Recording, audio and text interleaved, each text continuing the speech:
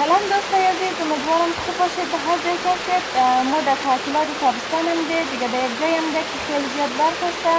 دیگه ما میخواهیم که از این برفا قد درون ویدیو بگیرید. دیگه اگر شما خوش دارین این ویدیو را سعی کن از این منظره لذت ببرید.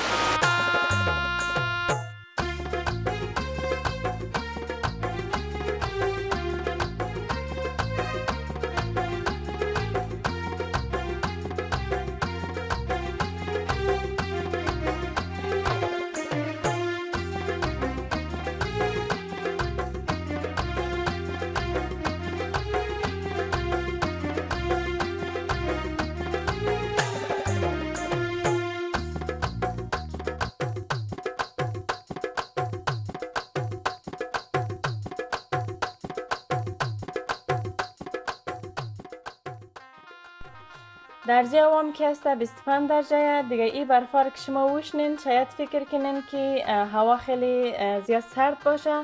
هوا سرد نیه، هوا خیلی گرمه، هوای مناسبه. دیگه هوا گرمه.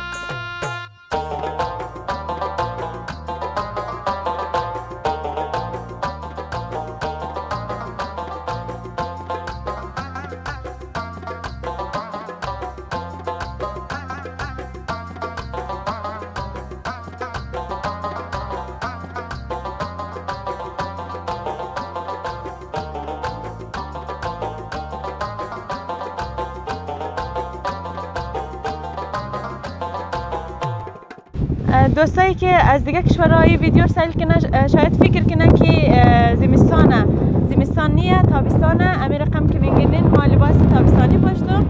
دیگه هوایش هم گرمه، دیگه یخ نیه، یک ساعت هم باد است.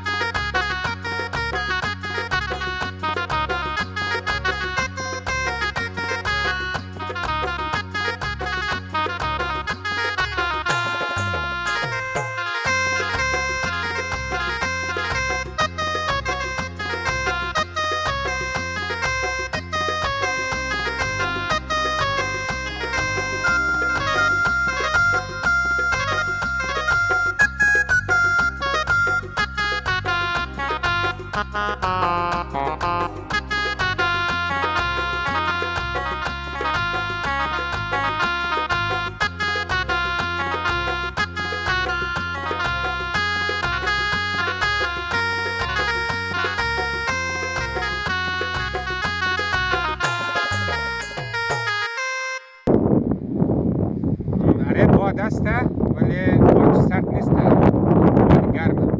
دیگه میره کم آوادم مزه میده، کیف میده.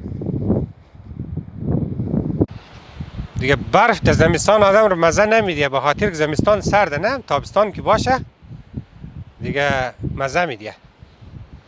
تابستان برف باشه، هوا گرم باشه دیگه اون مزه میده. دیگه زمستان سرد از اون خاطر مزه نمیده.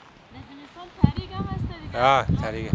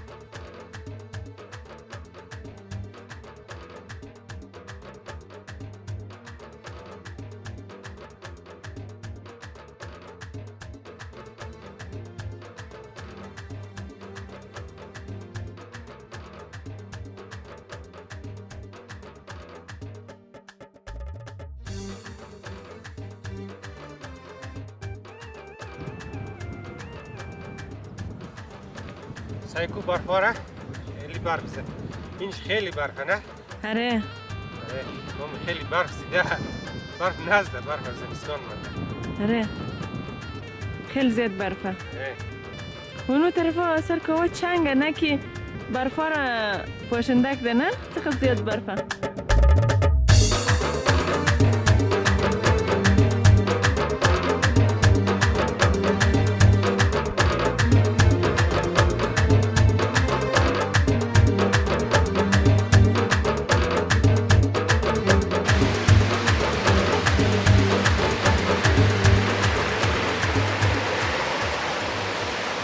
آمادی؟ آره تشناشتم برم امضا آو برف نیباتل خرا آو پرکنم بیرم. برو. مامی موبایل مرتبه کرد موبایل متانت را قدام